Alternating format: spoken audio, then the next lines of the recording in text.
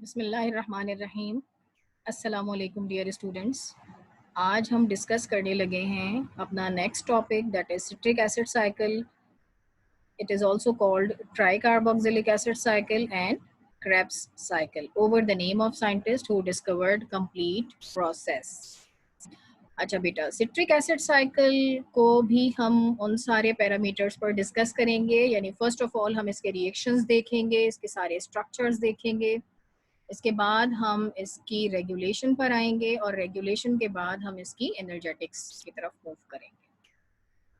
First of all we will see the formation of its substrate, that is acetyl CoA.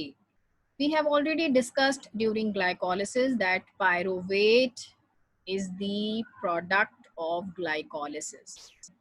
And fate of pyruvate: aerobically it is converted into acetyl CoA into mitochondrial matrix. Anaerobically, it is converted into lactate in mammals and some microorganisms, while in yeast, it is converted into ethanol anaerobically, right? ये हम discuss कर चुके हैं. अब यहाँ हम देख रहे हैं, चूंकि हमें सिर्फ एसिटाइल को ए की फॉर्मेशन डिस्कस करनी है, लिहाजा हम सिर्फ पायरोवेट को एसिटाइल को ए में कन्वर्ट कर रहे हैं. This is converted by the action of enzyme pyruvate dehydrogenase complex. And as a result, one NAD molecule is converted into NADH, means 3 ATPs are being produced, and one carbon dioxide molecule is released. This is oxidation reaction. When pyruvate is oxidized, it is converted into acetyl CoA. ये energetics TCA cycle की नहीं है, because TCA cycle अभी तक start नहीं हुई है. TCA cycle starts by the entrance of acetyl CoA into the cycle, right? This reaction is a link between glycolysis and TCA cycle. ठीक है, इसके बाद हम TCA cycle के reactions की तरफ move करते हैं. Look at the diagram. यहाँ acetyl CoA है. This acetyl CoA is entering into the reaction, and when it combines with oxaloacetate already running during the cycle, it is converted into citrate molecule.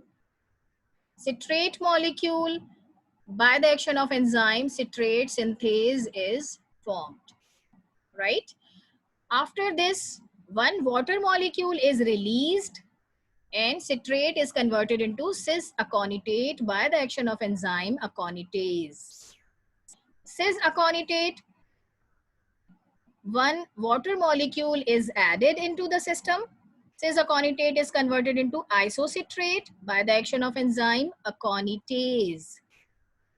Isocitrate then is going to be converted into alpha ketoglutarate by the action of enzyme isocitrate dehydrogenase. As the name of enzyme indicates, this is a dehydrogenation reaction.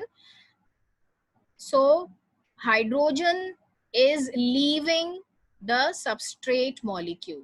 जब hydrogen substrate molecule को छोड़ रही है तो उस hydrogen को capture करने के लिए यहाँ पर NAD+ आ जाएगा, जो इस हाइड्रोजन को अपने साथ मिलाकर NADH+H+ में कन्वर्ट हो जाएगा. We know that one NADH is producing 3 ATP molecules, so यहाँ पर 3 ATPs generate होंगे and one carbon dioxide molecule is released. ठीक, alpha ketoglutarate now is going to be converted into succinyl CoA by the action of enzyme alpha ketoglutarate dehydrogenase. Dehydrogenase indicate कर रहा है कि एक और NADH मॉलिक्यूल प्रोड्यूस होने जा रहा है. देख लीजिए, एक NAD+ एंटर हो रहा है और NADH सिस्टम से बाहर निकल रहा है. यहाँ फिर 3 ATP मॉलिक्यूल्स प्रोड्यूस हो रहे हैं and one carbon dioxide molecule is also leaving. Succinyl CoA further, succinyl CoA synthetase से गुजरेगा, एंजाइम synthetase जो प्रोड्यूस करेगा succinate और यहाँ जो एनर्जी रिलीज होगी उस एनर्जी को कैप्चर करने के लिए जीडीपी मॉलिक्यूल आ जाएगा and GDP molecule will be converted into GTP molecule, right? Succinate in the next reaction will be converted into fumarate by the action of enzyme succinate dehydrogenase. During the reaction, one FAD molecule is converted into FADH2. We know that FADH2 per molecule produces 2 ATP molecules. तो यहाँ हम plus 2 ATP लिखेंगे. In the next reaction, fumarate is going to be hydrolyzed. That means one water molecule is added. By the action of enzyme fumarase, it is going to be converted into L-malate. L-malate बनने के बाद क्या होगा? L-malate convert हो जाएगा oxaloacetate में by the action of enzyme malate dehydrogenase. Mullet dehydrogenase again mullet में से हाइड्रोजन को रिलीज कराएगा, जो हाइड्रोजन कैप्चर कर लिया जाएगा NAD प्लस के through. NAD plus will be converted into NADH plus H plus, again 3 ATPs produced.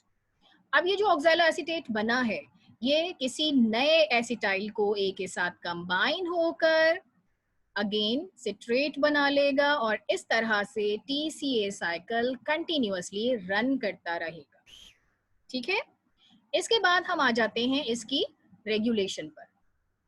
There are 3 regulatory steps in TCA cycle.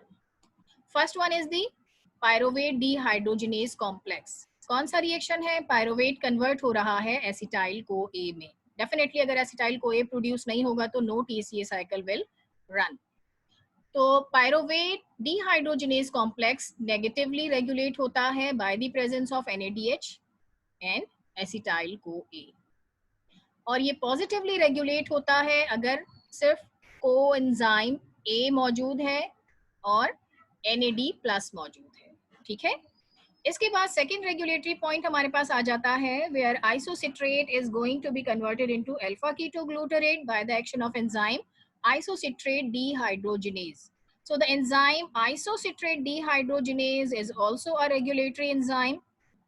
This is negatively modulated by NADH and ATP भी यहाँ पर involve होता है. अगर ATP मौजूद है तो भी ये रिएक्शन ये एंजाइम नेगेटिवली रेगुलेट होगा.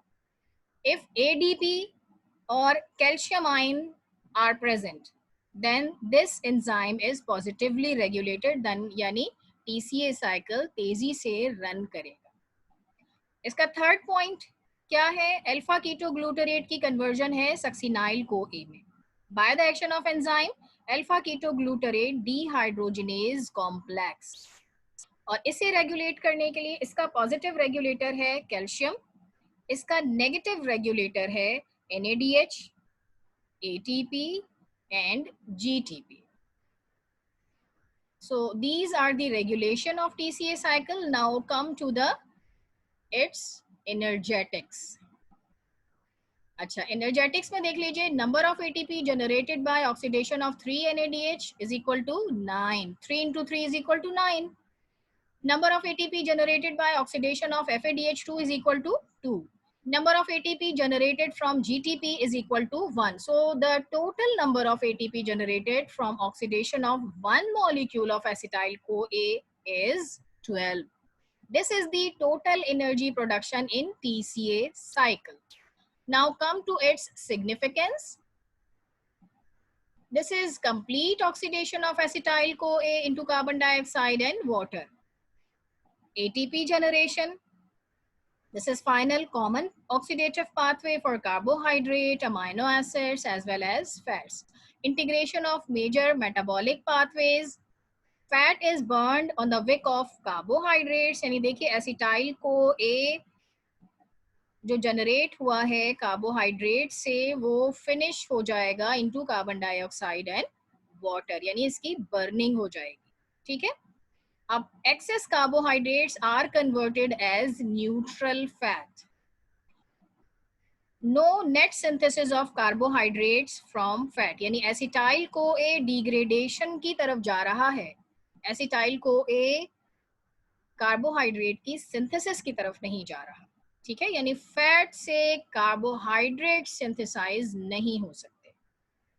फिर इसके बाद है carbon skeleton of amino acids finally enter the TCA cycle, यानी अमाइनो एसिड्स का जो भी कार्बन स्केलेटन होता है वो भी in the form of acetyl CoA TCA cycle में एंटर होता है। ठीक है, so this is all about TCA cycle. इंशाल्लाह नेक्स्ट क्लास में हम नेक्स्ट टॉपिक के साथ मिलेंगे। टिल देन अल्लाह हाफिज, अस्सलामु अलैकुम।